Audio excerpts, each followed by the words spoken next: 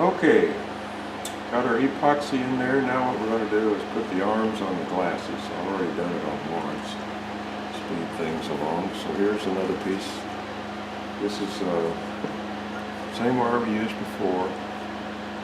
18 gauge wire. Find it down at Walmart or Home Depot. Anyway, what I'm going to do here is just bend me a little loop in the wire like that.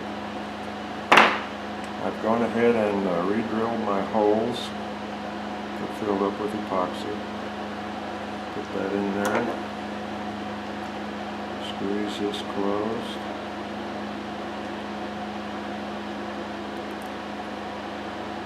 Just like that. And then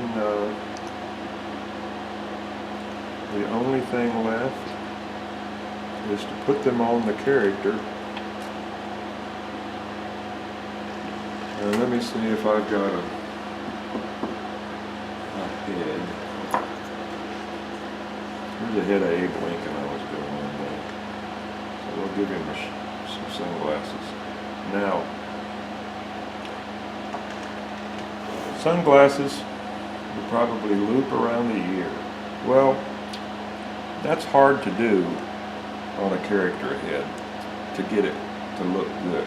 So what I always try to do is where the temple piece begins to go around the ear, like on this character, I will drill a hole right there and slant it inward to the head just a little bit. And then on the other side, the same thing. About right there. And slant it in. That way it hides that back end of the temple piece, and it just looks a lot better than having it looped around the ear.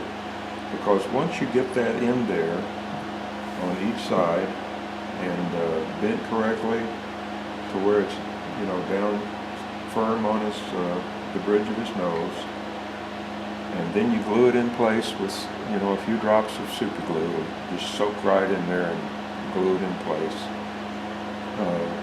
It's going to make a really nice look to your glasses.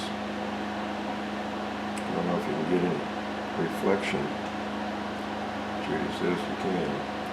I still have to add a little more epoxy to this lens to match that lens over there, because I definitely want them to have the same curvature. Now, just to review what we've done, we'll set that aside there. Stick him right there. He looks pretty good, doesn't he? Cool Abe Lincoln. So what we've done, we started out, we made our frame out of this 18 gauge wire. And in this case, I just bent it around a piece of, it's like 3/8 dowel. Now your characters may be a lot smaller, so just use a smaller dowel. And when you bend it to where you don't have that, all the pieces overlapping each other. Try to do something like I do.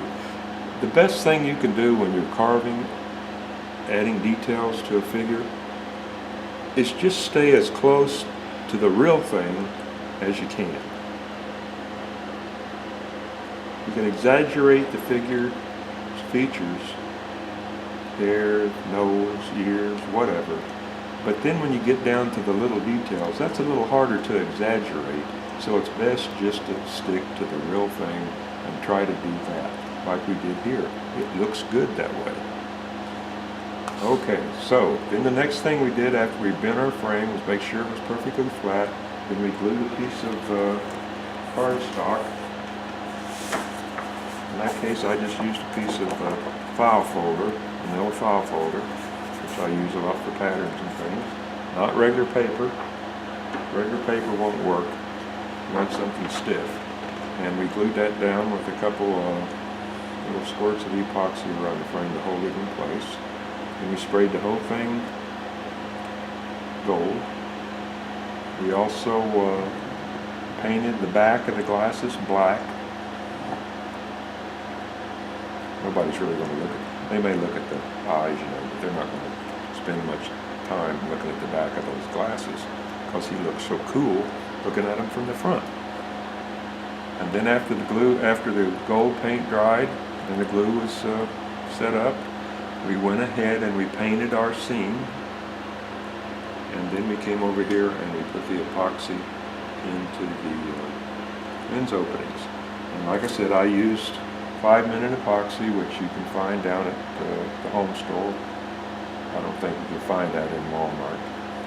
Or, if you're not too sure that you can do it in the limited time you have of 5 minutes, and you really don't have 5 minutes, you only have about 3.5 before that stuff goes off.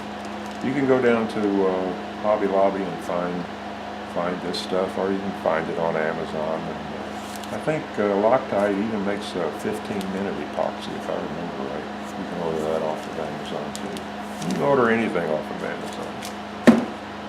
And then once your epoxy is set up, then you can go ahead and put on your temple pieces.